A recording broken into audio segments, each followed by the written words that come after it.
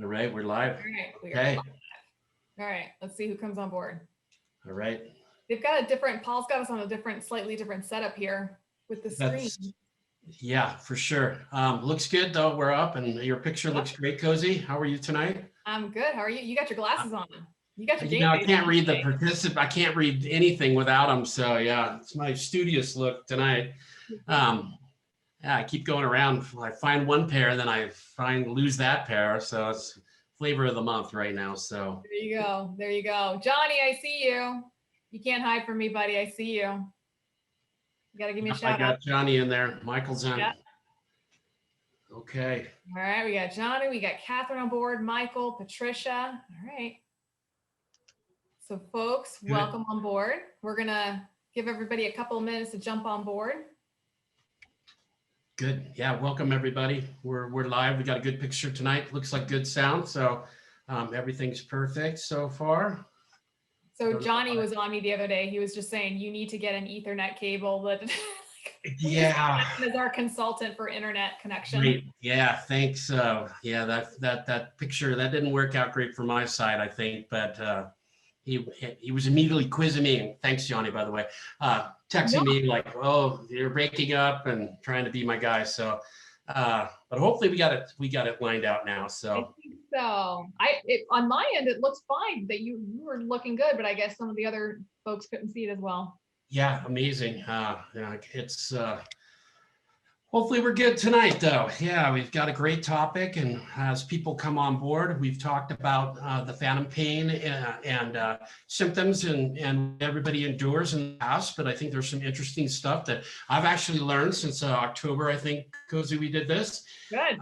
Some pretty neat new therapies. I just heard of a new therapy today, and I've started doing research on it. It's kind of on the basis of what you shared in the past, Cozy, but pretty exciting stuff to talk about. No, I want to hear about it. I want to hear about it because, like I said, the person who comes up with the cure for phantom pain will own their own island. That's right. I agree, because all of us experience it, and I think for a lot, I've been talking with patients this week already, and it could be 30 years without it, and all of a sudden it comes alive. Prosthetic use at the end of the day when they're taking their prosthesis off. I've heard a lot of that this week. From mild to severe stuff. So it's pretty interesting topics. But again, I think hopefully we can share some information. Yep. So looks like Ashley's on board. I always recognize her name. Ashley's probably drinking her sweet tea, if I know her. All right, we're going to give you guys one more minute. Right. Let's give it a little. It looks like OJ. Oh, you're drinking OJ. You're switching it up today, Ashley. All right. All right. Good. Well, as we sign on, if anybody has questions, I think the best part of having Cozy involved here, she's got tremendous amount of experience with patient care. And if you've got questions, what you're experiencing, I'd love to see that put in the chat box. And maybe we can answer some questions or share some history that I think a lot of I'm an amputee as well, and it's phantom pain, sometimes daily, sometimes monthly. So put in your questions. I think you've got the most knowledgeable staff right here that I think that we can really hit on some topics and help out, I guess. Absolutely. All right, we got another minute and then we'll get started. Good. We got one.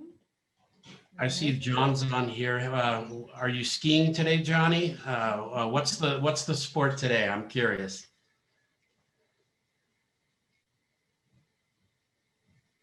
Yeah, no pop-up yet. I know, I'm wondering, I'm like, is everything? Yeah, good. Well, Johnny, if you guys don't mind testing it out, can you guys just put a shout out or a hello into there's Johnny. Okay, making sure the chat box is working. Okay. That's right. There it is. Yeah, Miss Colorado. The weather's finally getting there. I know when you were here, John, it was the best weather on record for the year, but starting tomorrow, you want to shoot back for the weekend. All right, guys, we're going to go ahead and get started. So officially, welcome you guys to the VitalFit webinar series. Usually we have our hostess, but she wasn't able to make it this evening. So I am taking over. God help us with that tonight. Just wanted to say thank you to VitalFit for producing this webinar series. This is in keeping with what I do with Cozy Talks with the show and educating and bringing information to the limb loss community. So I am Cozy. I am a physical therapist of 18 years. My specialty is working with the amputee and limb loss community and teaching them how to walk and run with their prosthetic devices.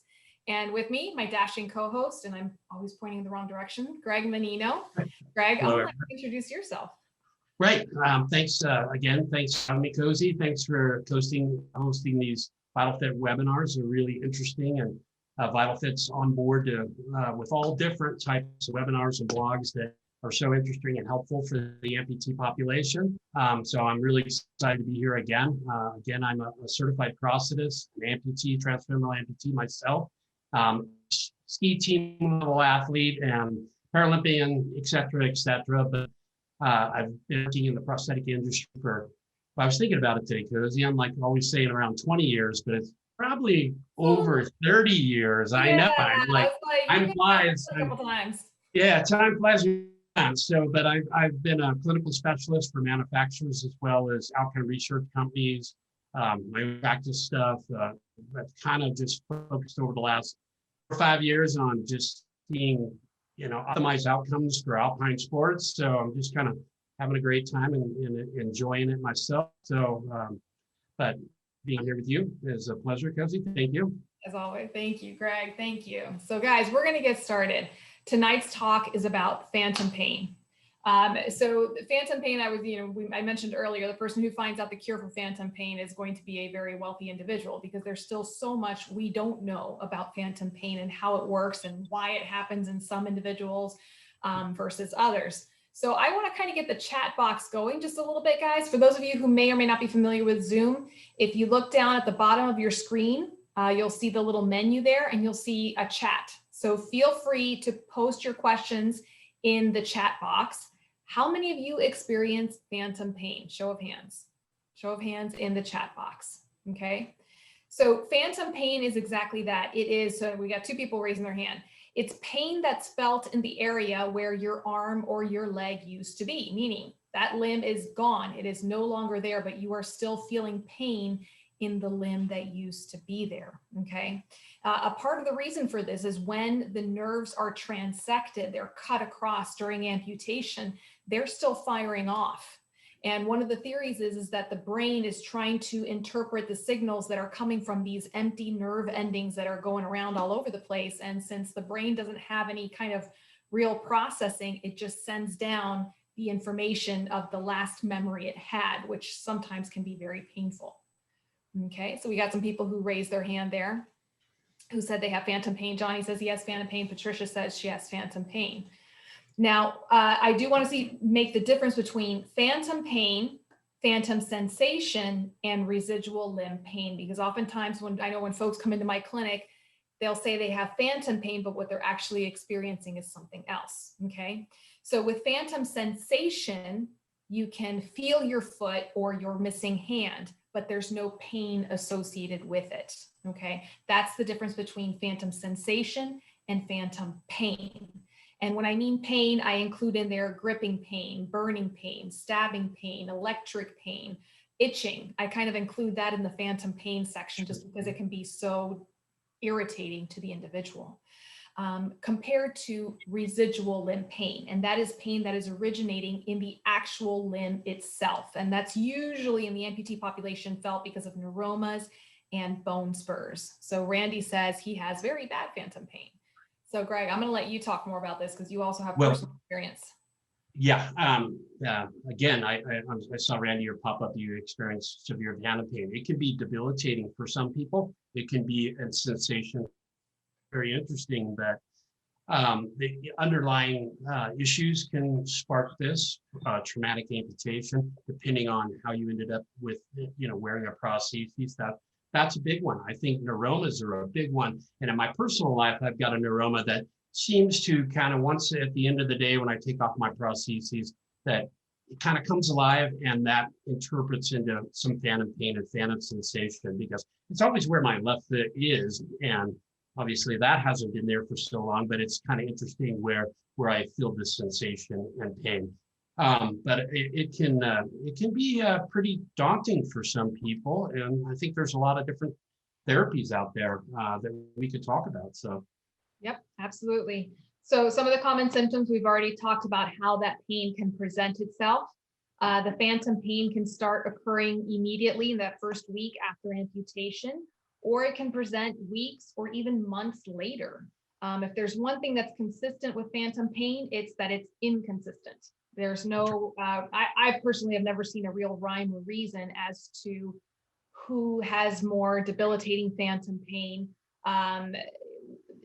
The exacerbations, the rhythm, as far as like if somebody gets several episodes and then they go without a long break without it, everyone I've seen is completely different in their presentation. Greg, what do you typically see? Well, yeah, I agree, Cozy. I think I have a prosthetist friend of mine wearing a prosthet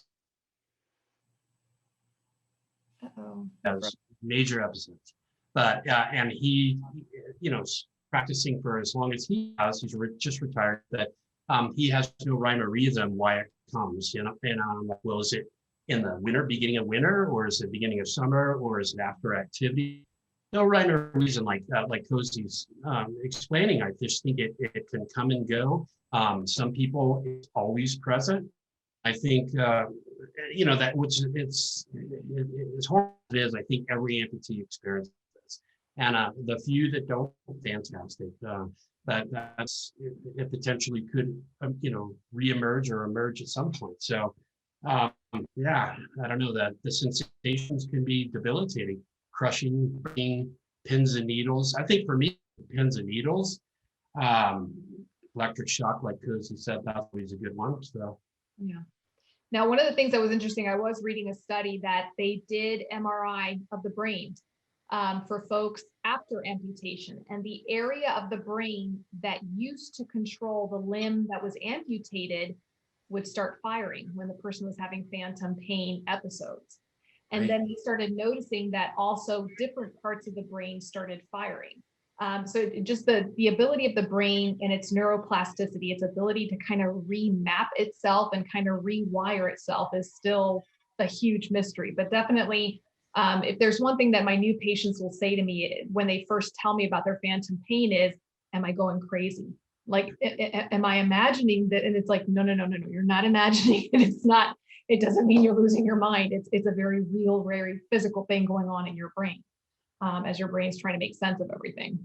Right. And as you start healing from your amputation, that incision area that, is regenerating, and your nerves can tie in and actually be encapsulated, which is a problem, which could spark the, incident or the phantom pain episodes. So there's things we could talk about there. Again, I think like Cozy says, your brain remembers pre-amputation issues, especially like traumatic stuff, and people who are in limb salvage. I think they experience some more phantom pain than others because they've been through additional surgeries from their initial whatever it was, and the brain remembers this stuff, and it's always trying to send that signal. And I think a lot for phantom pain for me is like, I get it when I think about it and I talk about it, and then I can experience phantom pain. And it's interesting because it's that you're still sending the signal there, but there's nothing there to receive it or send feedback back to your brain. So, yep, pretty interesting. So we're going to go and take the first commercial break, and we're going to do our first giveaway. We have 3 giveaways this evening. That's guys. right. That's right. We have 3 chances. So our lovely Vanna White, also known as Jamie, is going to post a link for us. One of the many reasons I love working with VitalFit is they are not just about the skincare products. They're about providing education in the form of these webinars. They are currently producing a blog, which you're seeing the link to that blog right there. So they have a lot of extra things on their website that makes it a really wonderful resource. So for those of you, we're going to do things a little differently this evening. We are raffling off a travel size kit. So you're going to get the daily cleanser, the daily moisturizer, the liquid to powder, and the nighttime moisturizer. And this is fantastic, especially for those of you who haven't had a chance to try these products yet. this is a really great way to get started and find out what works for you. And I promise you there's going to be something in here that works for you. So go right click on that blog link and tell us the name of the first blog, the title of the first blog. Go.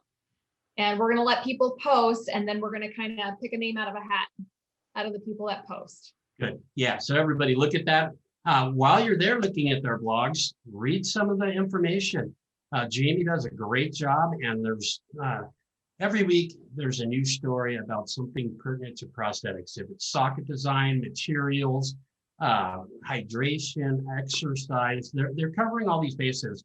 Not only thinking about us as prosthetic users with the best skincare available, but all different aspects of what you endure and encounter in life. So it's really interesting stuff. So read through it, everybody. Like it, take a look at it, because I sit there and I go there and I'm like, gosh, there's just so much great information. And this is a skincare company that wants to see optimum outcomes for all of us using prosthetics. And a lot of their information talks about materials or myoelectrics or things that may or may not think pertinent to your situation, but it really is when you start looking at the whole big picture of prosthetics and materials and skincare. And the bottom line is what touches your socket is your skin, and the optimum environment there will make your outcome the best. So as we're ticking down, I'm curious to see how many chats came in there as we. There we go. We got a couple people posting in there. So we will name our winner in just a few seconds. So in the meantime, let's talk a little bit about some of the triggers with phantom pain. And this is something I'd also, if you guys want to kind of post this in there. Not sure if this chat is working completely. Okay, and our winner is Ashley. All right, Ashley. Good. Awesome. Strong work. Yep. Nice. The correct answer is how to clean and maintain your prosthetic liner. All right, Ashley. So after the show is over, Ashley, make sure you please send me your address and we'll get this out to you. So Beth says the trigger for her is cold weather. Hey. So there's a lot of triggers that are in here, guys. Just the touch, human touch. People when they're using the bathroom, urination or defecation. And actually, especially in those first months, that's the one that people are more embarrassed to talk about. And they don't realize that, nope, that actually happens. And unfortunately, that one seems to get better for a lot of folks. Angina, so chest pain can also trigger phantom pain.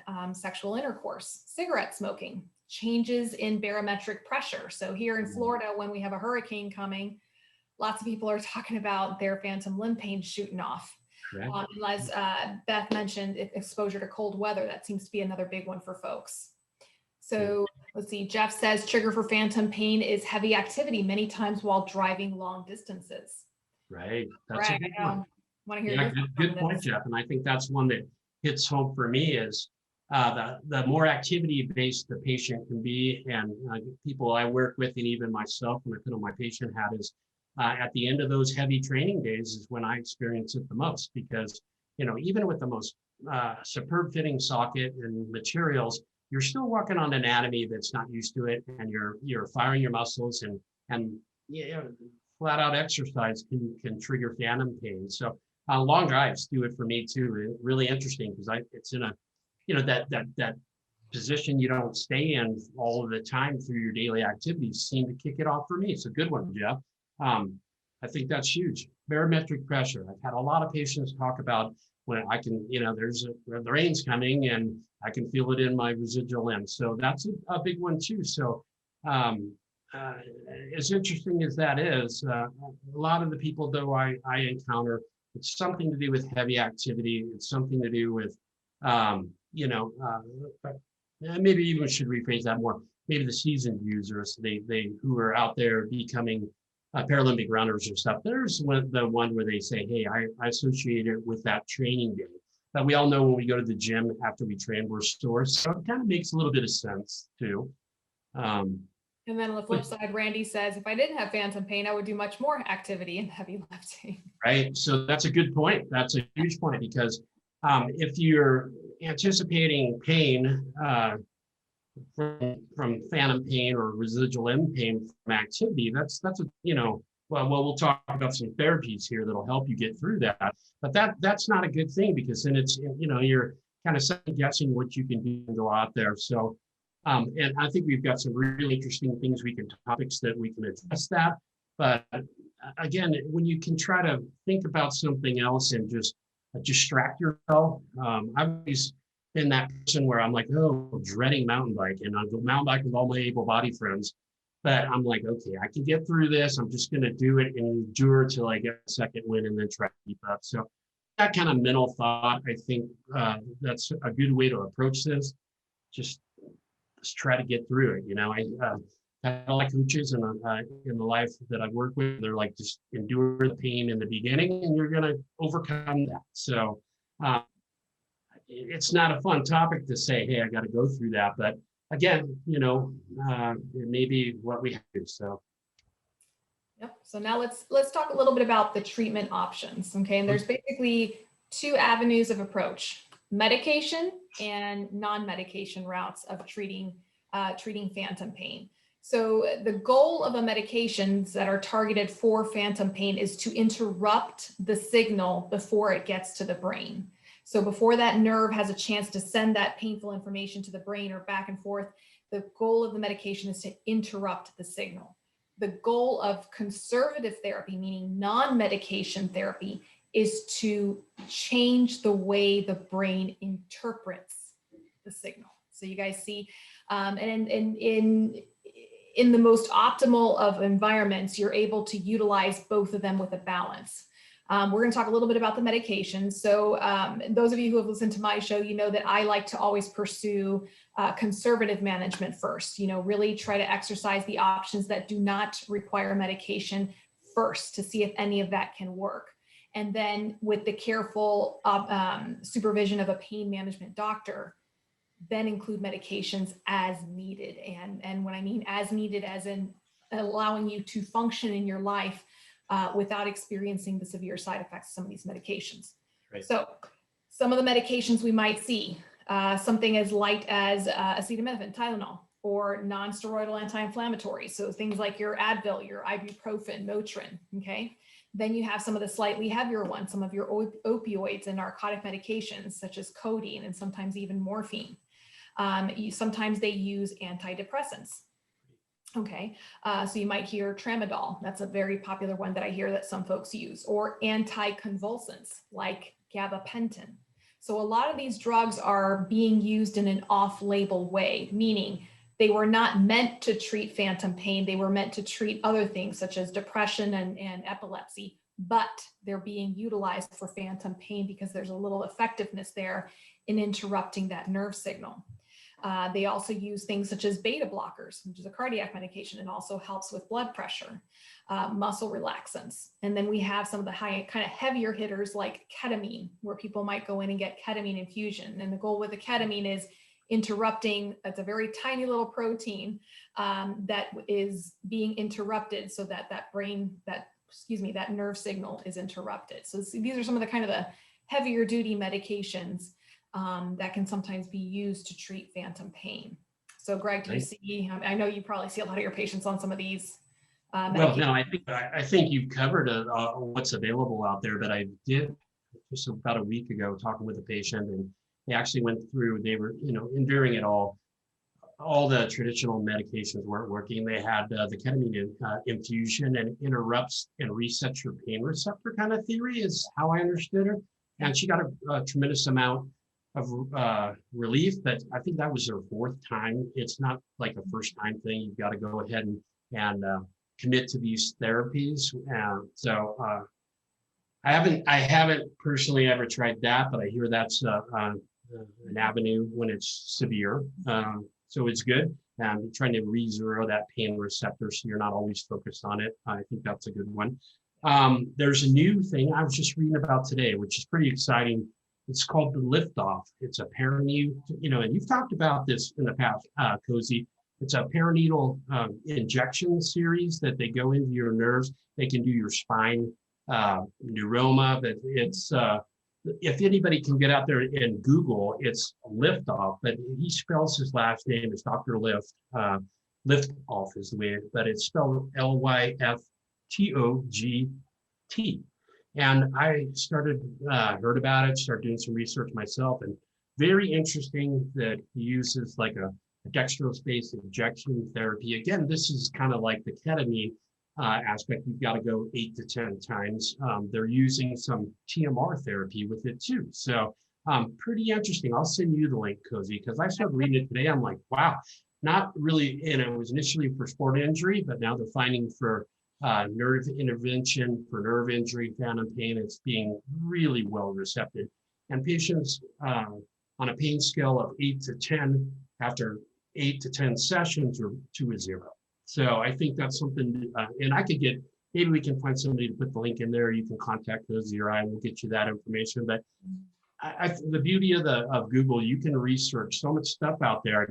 I've just, monitoring, and I heard about this, and I immediately, I'm looking at it, I'm like, wow, that sounds like a better way than opiates and things like that. So lift off perineal injection treatment. So let's see. Beth says I get ketamine several times a year, 2 to 3 times, but I'm a quad amputee with chronic regional pain syndrome. On a cocktail of gabapentin, baclofen, and OxyContin. I'm functional and I do CrossFit every day despite my pain level. So Beth, it sounds like they have you on a very varied cocktail, but the fact that you're able to do CrossFit seems to indicate that they have it balanced well. And guys, that's the thing that if there's a takeaway tonight about the medical component of phantom pain is if you feel that you're at that point where it requires medication, definitely do your research and get the correct physician to monitor this. You want someone who's either a PM&R, physical medicine rehabilitation doctor, or you want a pain management doctor. And the reason is because this is a lot of what they do. This is part of what they specialize in. So they know how these pain medications really work with your physiology, and also how they might interact with one another and then with any other medications that you might be taking, okay? And again, it's a very delicate balance. Unfortunately, I have had some patients that they came in and their primary care wanted to help them and just issued them a very high dose of gabapentin. That seems to be the one of choice right off the bat, just super high dose that would have knocked out an elephant. And, my patient comes in saying, I'm so snowed and I feel so fatigued and sleepy from the medication that I can't even function. So that's the time to kind of refer them to a specialized pain doctor where they can kind of fine tune the doses on these medications so that you can continue to function in your life. Yeah, I agree 100%, Cozy. I think that the comment that, I'm sorry, okay, I don't see it. Hang on, that Beth put up. Now listen, I think that's great. If you've got a combination of medicines that work for you and you can do and live your life to the fullest, then that's what medications are for. It's when those medications don't work is where you really want to take the next step into, TMR or some of these other therapies. But I've never been opposed to any medications. And I think when you're with the correct pain management, specialists or PM&R specialists, they look at your medical history and then they read it thoroughly. And I've had some of that incidents in my life from injuries and, you name it, I've had it happen. So, but if your medical record supports it, great. You're not being affected or it's not affecting your outcome daily and it's optimizing it, great. Don't break something that's not fixed. I love Cozy always says that. So, and I believe firmly in that kind of thinking and thought process. Because if your life's interrupted with phantom pain and it's debilitating, then that's not productive either. So, and that's why we're here talking about this tonight, to hopefully we can give you a few different ideas of what to do. So out of curiosity, if you all feel comfortable posting this, how many of you are taking some form of medication for your phantom pain? And do you find it to be effective? If anybody feels comfortable posting that, I'd be very curious to know what you all think about that. Yeah, that's a good question. Good question. Yeah. So Greg, do you mind if I ask, have you ever taken anything for your phantom pain in terms of medication, or have you?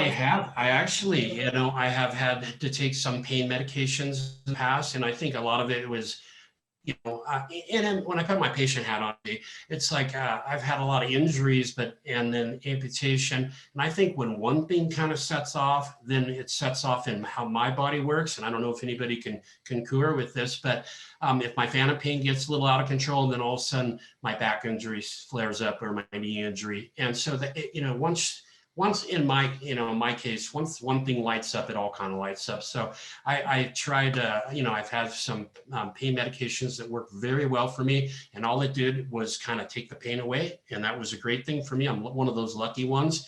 I think it's a double-edged sword though, because it allows you to do more. And then, it can spiral down because you're okay. Now I just hiked 10 miles and the ramifications of hiking 10 miles is something different. But I was prescribed one time as well, gabapentin, and I really didn't care for it because I just felt, I don't like a sedated feeling. So, and it made me feel a little sedated. I tried it at night, and I think I did use that medication for a period in the night. I would go to bed, and it seems like I've talking with a patient this week, and their phantom pain really lights up is after a long day in the prostheses. You take it off, relax, and that's when it starts up. So I've had those incidents too. So I think there are some great medications for that application for sure. But I think there's other ways that we can manage it, and there's some of the topics we can, get on here. So we're going to get to that in just a minute. So Beth said it's sad how some doctors are not the same quality and some are very judgmental. I have anesthesia pain management specialists, and yes, unfortunately, you do have, because in the world today, there are folks who are unfortunately addicted to drugs. So they go to their doctors and they try to find their fix that way. So sometimes doctors might lose sight of who is really in need of this medication for the right reasons. But again, some of these pain management specialists, they're very good at distinguishing and discerning and helping you find the right fit. Johnny says, I say no to drugs today. The side effect is worse than the cure. And yes, there are some people I know that, I know me, for example, I'm very sensitive to any kind of pain medication. So it really does not take much. I do not react well to it. And there's some people that's how they function and they're able to do that. Well, I think that, the drug or the doctors and the drug companies now know what the side effects can potentially be from the last 10 years of these higher strength drugs being put out there too much. So I think our pain management guys today, in defense of them, it's so regulated that if you don't have the medical history where you really need it, they're not going to prescribe it anymore, which is good. So I think that's something to think about. In defense, I have a really great rehabilitation physician friend of mine, and he's like, medical evidence supports getting these other medications, and that's how he thinks. So it's good. I think it gives it narrows that gap before they'll prescribe a ton of gabapentin or oxycodone or something, because there's other things you can do. So just a thought I had. So I just saw somebody put on. Oh yeah. We got Liz saying mirror therapy, and we're going to get to that in just a minute, Liz. She said we're going to talk about it. First thing in the morning to last thing at night. Jeff says, my phantom limb pain is so infrequent and short duration. I just fortunately write it out when it happens. And many people I know do that as well, Jeff. Patricia says, I'm on gabapentin, weaning down the dose with the help of the pain MD. And I do kind of want to footnote that, Patricia, that's exactly the way to do it. Another time that I did this show, I had a viewer email me and said, I'm on 5 different medications. I think I'm going to stop all of them. And I said, no. Right. Not a good outcome. So it's one of those where, if you find that you are on a lot of these medications, then definitely you need the help of a pain doctor to help wean you off so you don't go into withdrawal and also possibly damage organs in the process. So definitely, if you are looking to decrease your dosage off of some of these medications, making sure that the doctor is monitoring you for that as well. Good points. I think that there's other pain management principles we can talk about, Cozy. Maybe we should go there. I think everybody's aware. I think of the meds out there. I did see something pop up that's really interesting. Somebody's using CBD. So yes. I think it's an appropriate time to talk about that.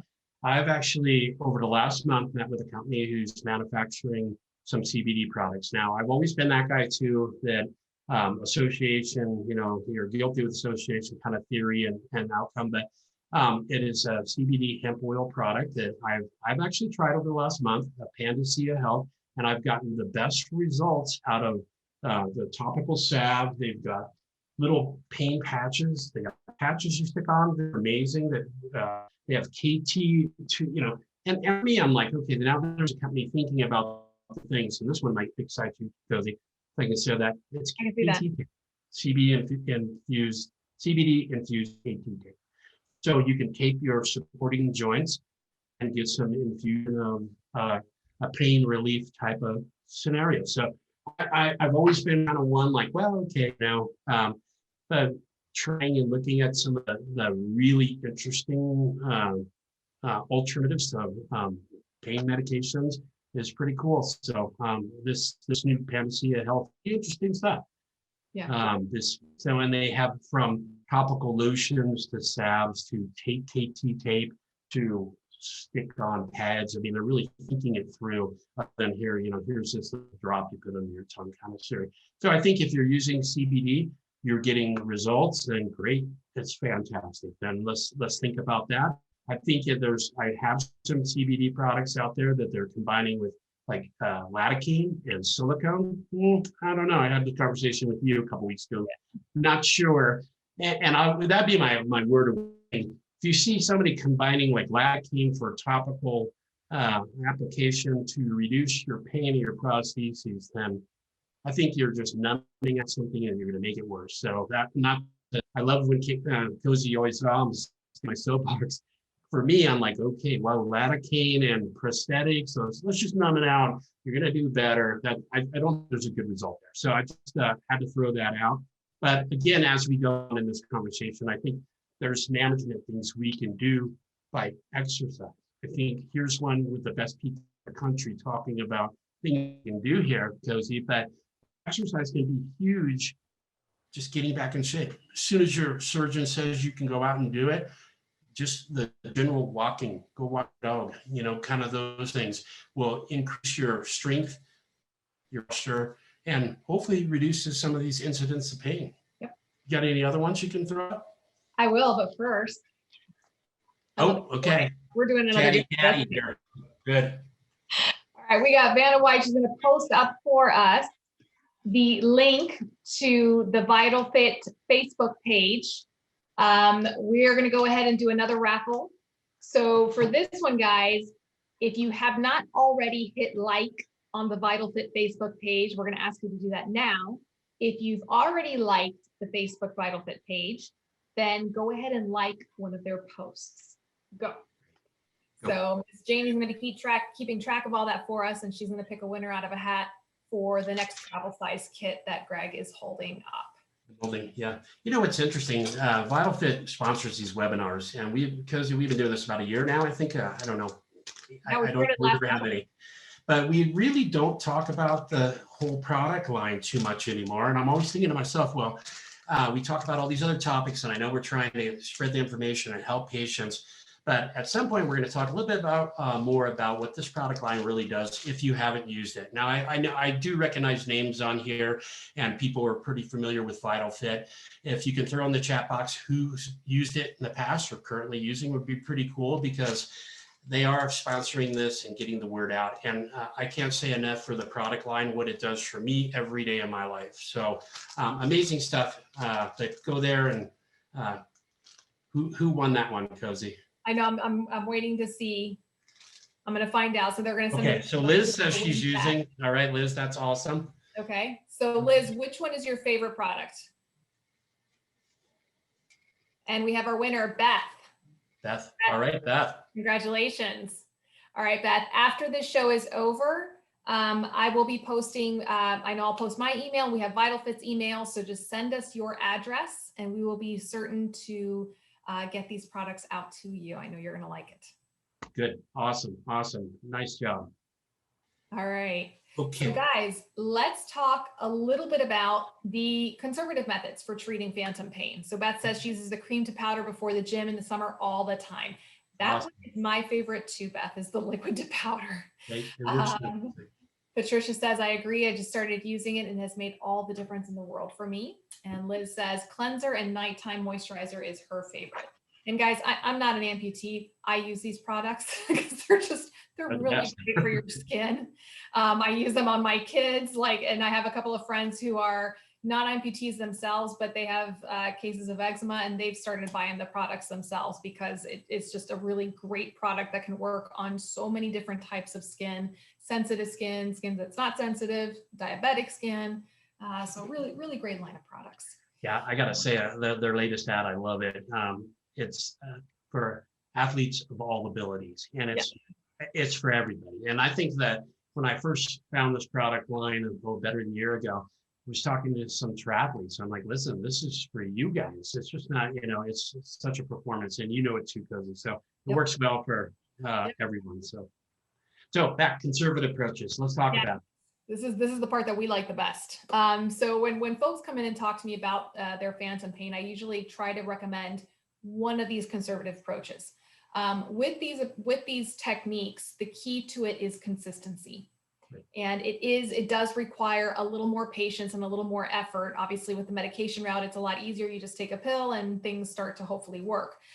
So with these techniques and strategies, it does take a little more time and a little more effort to start seeing results. But I have had some people who have had amazing results in doing some of this.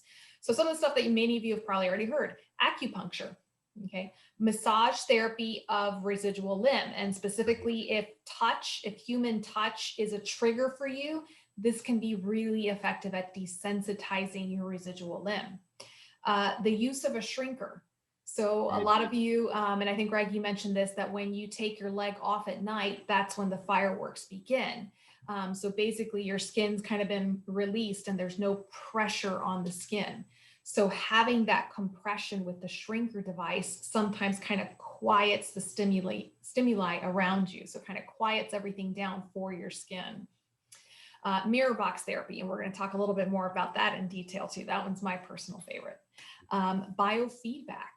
Okay, so we're starting to see a lot more on the biofeedback, a lot more of the virtual reality therapy. I know in the VA hospital here, they have a huge, beautiful VR system that they use for their veterans.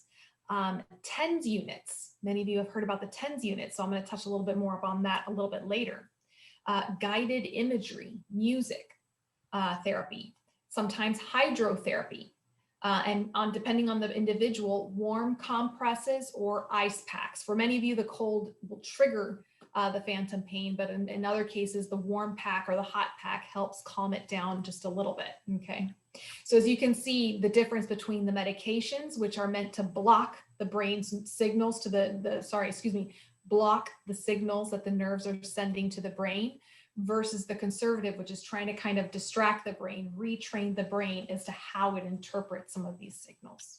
So Greg, I'm going to let you talk a little bit about. Well, on your second topic, and I've been working with a masseuse. So here's the greatest thing, and I think you hit on it, because if you can tolerate a masseuse that you're touching, it doesn't affect you. But I found a masseuse that, and a masseuse is a hard thing to find when you're limb loss and you want them to rub your residual limb. But I've found a guy that he starts really slow, and it seems like for me, get that incident of phantom pain.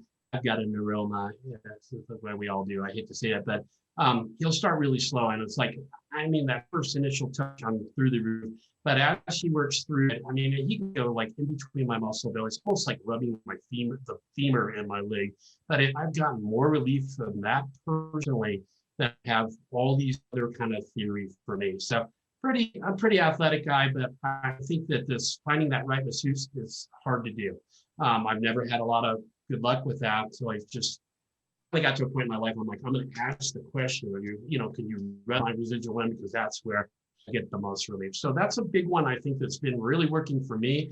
I've had some other patients talking about the same scenario that, man, that's the end all for them. They don't need any of these other skills. They just have their spouse or their significant other really getting in there and rubbing, and not grabbing a hold of that neuroma, but as you calm it down, they can actually pinch that nerve and quiet this down. So I think that's a huge one that's really worked in my personal life that I can't stress enough. It is an easy, non-invasive, really therapy that'll address this.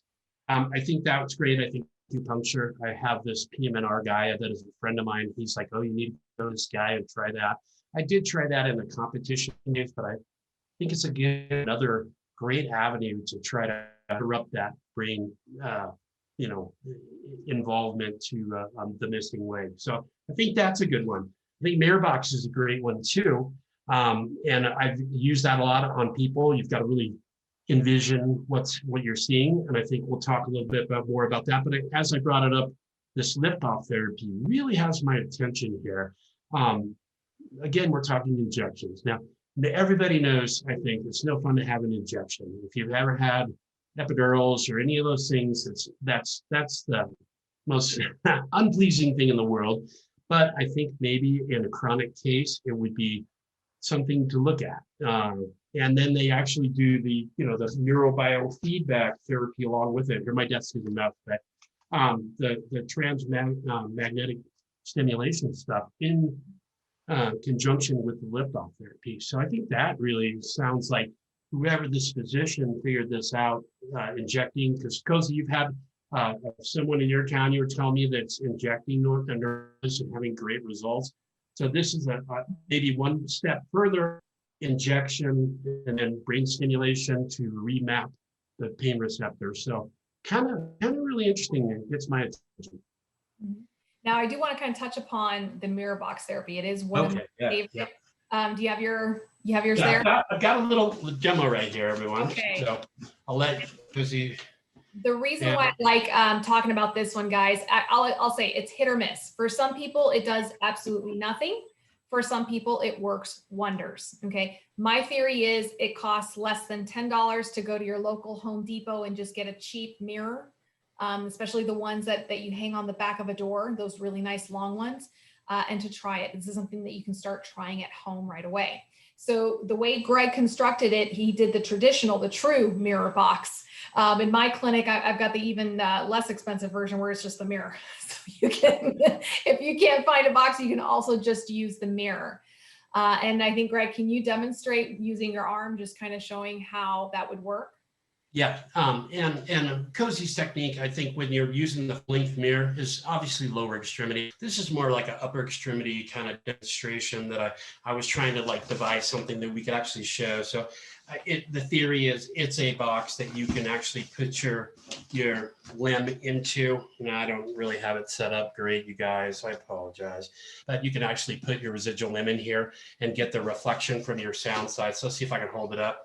When I have my other sound side here, I'm envisioning that I see my left hand. I see two hands now, everyone. And I think that that's what you can do with lower extremity amputation with a long mirror and or with a mirror box for upper extremity. But it's your brain is seeing the image of another limb or your missing limb, and it's remapping. So Cozy, I want you to go a little bit more into how you talk to your patients when you're using it. What they focus on. Yes. So usually when we start, and I'm trying to see if we can, I'm actually going to take it a step further, guys. Good. So I just posted a link to my YouTube channel where I show you with one of my patients how I'm doing the mirror box therapy. And the really cool thing is, guys, this patient, it's a real demonstration, meaning he was feeling phantom pain and this was his first time trying mirror box. And it's a really beautiful video because you can just see his eyes, they just go when he sees, number one, when he sees two legs for the first time since his amputation, when I put the mirror in between his residual limb and his sound leg, and how he's expressing like, oh my gosh, like my pain is not there anymore. This is the strangest thing. For him, it was like a switch that turned off. So I'll put the person in a quiet room. I really want to kind of eliminate all the aggravating stimuli around in the environment, bright lights, all of that stuff that just irritants. Those are irritants to the brain, okay? Quiet environment, put the mirror in between the residual limb and the sound limb. And then I have the patient just look in the mirror and just see what reaction they have. For some folks, it's the shock of seeing their two legs again, like you'll see for this individual in this particular video, that, just that alone is enough. but just kind of letting them get used to seeing the sight of 2 full legs. And then after that, what I'll have them do is I'll have them start wiggling the toes on their sound limb, and at the same time while they're looking, and then slowly moving up the leg. So once they're wiggling their toes, then moving the ankle up and down, and then slowly progressing to bending the knee up and down. Okay, so if they're tolerating all of this, then we'll move on to the touch sensation part of it. So if they're feeling a lot of phantom pain in their residual foot, on the outside of their foot, okay, then I'll have them touch their sound foot at that same part and just massage that area. And we'll try different things out. Sometimes we have to massage the sound foot. Sometimes the person has to massage the air where their foot used to be. And that's a real kicker for everybody when I tell them to do that, where I'm just like, just reach for that pain. And they're like, but it's not there. And I go, I know, but just reach for it and just try, just see what happens. And you kind of just play around and just see what gets that reaction and what starts to help diminish the effects of this. And again, everybody is different. Everybody is different.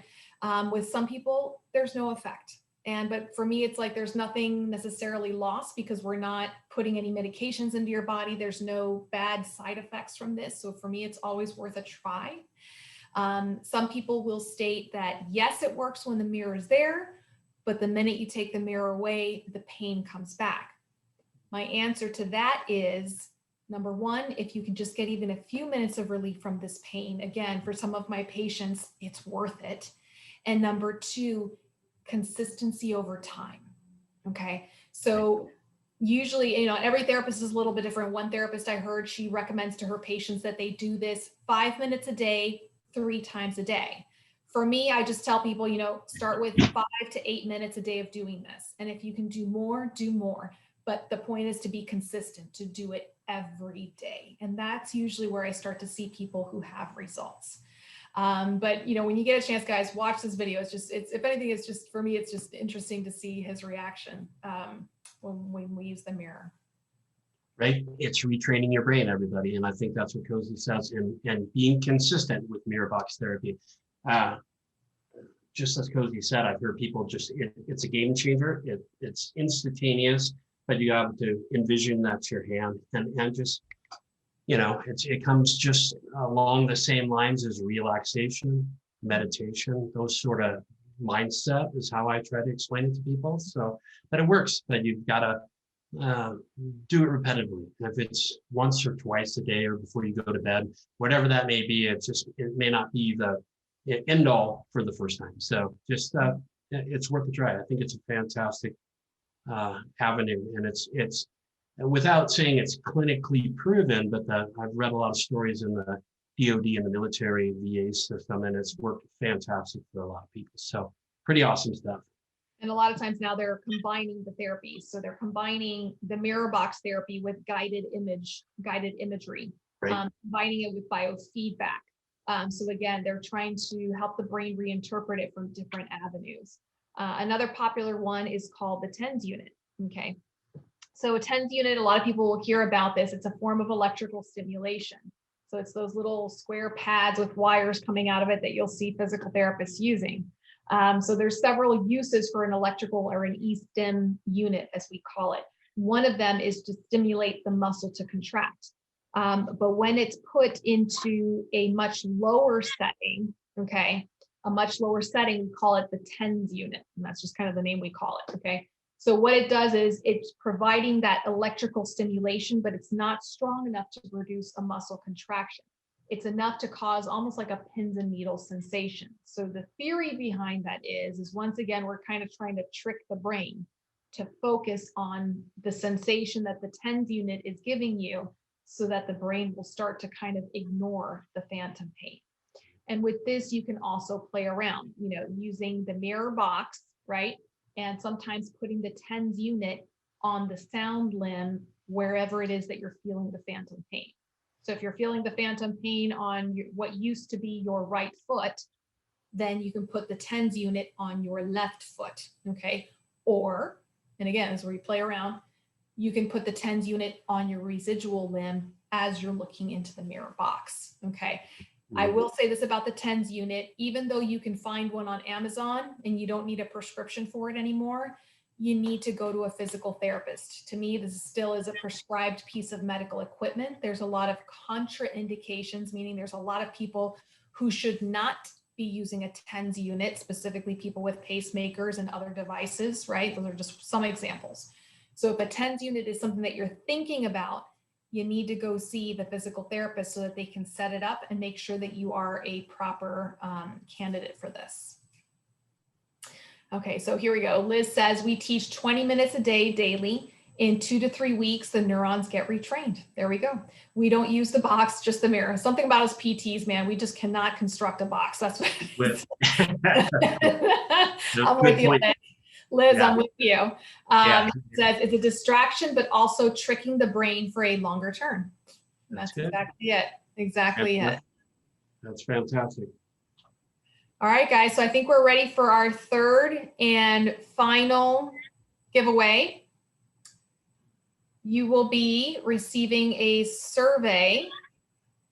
There we go. Thank you, Paul. Paul just posted the survey there. So right click, fill that survey out for us, and we will be pulling a name out of the hat for a full-size kit this time. So it's the full-size version. Greg, do you have any of those? Yeah, those are awesome. The cleanser, the liquid powder, as well as the daytime moisturizer. So very, very nice set. This set will last you months too. It's amazing how long it goes. So, you just a little bit goes a long ways, as you know, Cozy. So I think that's what you need about the whole package here. Yep. So for those of you who may not be familiar with this particular product line, I'll just kind of go through it so you can kind of understand what it is, why we're so excited about it. We have the daily cleanser. All of these products are made without scents. They're meant for folks who have sensitive skin. They don't have any silicones, none of the ingredients that you don't want to see in your skin products, okay? The daily cleanser is safe to be used on your whole body. It's safe for your liner. So I usually recommend my patients that when they take their baths or their showers, that they use this on their liner because it can kill the bacteria, the sweat, and the odor that accumulates there without degrading the liner itself and without creating a reaction on your skin. After that, we have the daytime moisturizer. And the thing about the daytime moisturizer is the purpose is to help reduce with the sweat and the odor and the friction for that daytime use. Okay. And what I like about it is it soaks in really quickly. So for us Floridians here, we like stuff that soaks in quickly so we don't feel like an oil slick for the rest of the day. And this stuff is really fantastic. Then we have my personal favorite, the liquid to powder lotion. And it's exactly that. It goes on as a liquid, dries as a nice fine powder, really great for preventing friction, chafing, blistering within the socket.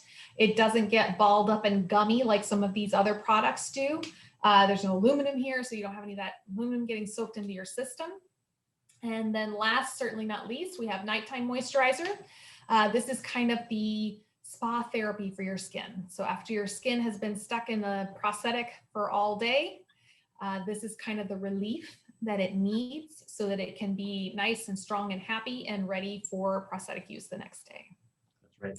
That's right. Did I get anything, Greg? I think you got it all. That's fantastic. Yeah. The cleaner you keep your socket and the moisturize and the bacteria-free environment, the better you're going to do. So, and that's what the whole VitalFit line was designed around, is with the limb loss community in mind. So, pretty interesting stuff. Good point here. You know, I just did see had a chat pop up here, and now I don't see it. Okay. Guys, if you have any questions, please don't be shy. Yeah, put them in the chat box, everybody. Chat section. I think it's important that we covered a lot tonight in the different things you can do. But I think when you look at the non-medication treatments that Cozy talks about, the acupuncture, the massage, I'm huge on. Use of a shrinker or elastic bandage, that's big. Repositioning the residual limb at night. That's another one that I think there's so much we can go over that maybe we overlook. The simplest thing is having it elevated when you take your prosthesis off. Making sure your prosthetic alignment is correct and your socket's comfortable. Don't go too long without having your socket addressed if you're having issues. The longer you wait, it just can translate into phantom pain and other issues. So that's a big one. The mirror box therapy is huge. Biofeedback, distracting your mind. I think that's a good one for me. When I start getting a little bit of phantom pain, if I just try to do something else and don't dwell upon it, that's a helpful scenario for me too. The TENS unit, like Cozy says, and I gotta intervene on that. I agree with Cozy. Don't go on Amazon and just buy a TENS unit. Talk to your physical therapist. You can purchase it through Cozy at her office, or any PT has them at their office, and they're primarily a better quality device. That, you know, Amazon's one of those things you don't know what you're buying kind of scenario. So I'm really behind that statement. But you know, for our veterans out there, virtual reality is available. That's a big help.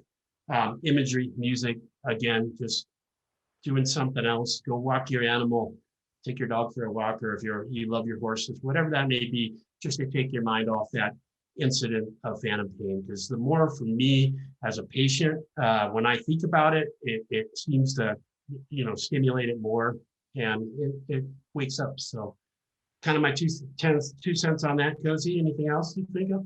No, I was just going to kind of touch back on understanding the difference between phantom limb pain, sensation, and residual limb pain. And the reason behind that is if you can identify if it's residual limb pain, the treatment for that will be different than phantom limb pain. So understanding which one you have, and then if you do, you know, have the true phantom limb pain, trying to find out what your trigger is. That's been a big one for my patients, that they know, for example, the cold weather, or they know a drop in barometric pressure, or high levels of stress. And they know that if they're being stressed out at work or at home, that's going to bring on a trigger of a phantom limb pain. Another one, I had a viewer send me a question that whenever she wore the new socket that she was given, her phantom limb pain just went through the roof. So it was an indication that there was something in that socket that was not fitting properly. And right. Absolutely. Great point. So again, if you can kind of narrow it down and pinpoint what your trigger is, definitely helps in heading it off at the pass. So Greg, you got a question here from Jeff asking if you can spell the name of the doctor with the new phantom limb pain technique.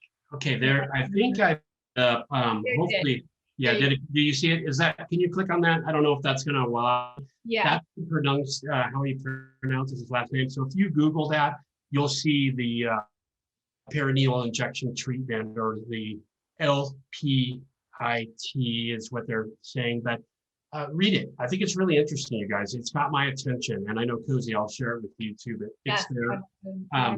It's injections, but cranial stimulation too. But boy, if we could do a few shots and a little bit of TMR stuff, and your pain levels are from 10 to 0, you know, I'll take the needle. Let me say that. So Beth, I think that he was able to answer your question there with that link.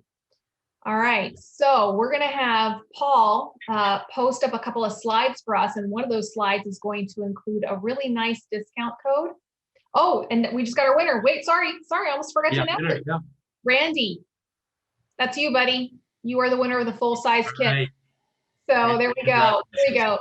Very so nice. For our winners, there we go. We've got everybody tonight will be receiving a 20% off code with Liner 20. Paul's like really flipping through these. So guys, really reasonably priced products. And then with this 20% off discount, you'll be getting a really fantastic deal. I always recommend to folks, if it's your first time using it, you're not really sure, you're not, get the travel size kit because you can test things out, but I can promise you very soon afterwards, you will be ordering a full size kit. Okay, so your code there is Liner20. It's good through April 30th. Okay. Awesome. We'll move on to the next slide. Ta-da! Oh wait, I know that one. Hey, who's that? Yes, okay. I do host a live talk show on Facebook and on my YouTube channel. It's all under Cozy Talks, Wednesday nights at 8:30 p.m. Would love it if you can come join me. Also, my website, I make it easy. Everything is Cozy Talks, cozytalks.com. And you can sign up for my email and get more information that way. So thanks for posting that, guys. Awesome. All right, guys. If you have any questions, I will say the VitalFit team welcomes questions and any feedback on the product. They are always looking at how they can improve everything, and they really are vested in this. You can contact Chris, and that email is listed below right there, or you can contact Greg or myself. That's right. We're happy to answer any and all questions about the products. Awesome. Yeah. Thanks, Cozy. I appreciate it. Yeah. VitalFit.com. You guys can go there, or Cozy Talks, or you can find me on pretty much on any social media stuff, or any of the amputee or Facebook support groups. I'm on most of those. So any questions, or reach out to Chris or Becker at VitalFit, and she can contact either Cozy and I. But Cozy, again, pleasure to work with you. Likewise, pleasure is mine, Greg. Oh, and our winners, Ashley, Beth, and Randy. Okay. Please don't forget to email info@vitalfitsr.com and send them your addresses so you can get your prizes. All right, guys, for now, we're going to go ahead and sign off for this evening. Thank you to my co-host. Thank you to VitalFit. And thank you guys for being a part of our lives this evening. Don't forget to check back on the VitalFit website and check on their calendar so you can see when we're going to have our next webinar. Awesome. All right, guys. Thank you, everybody. Best of luck.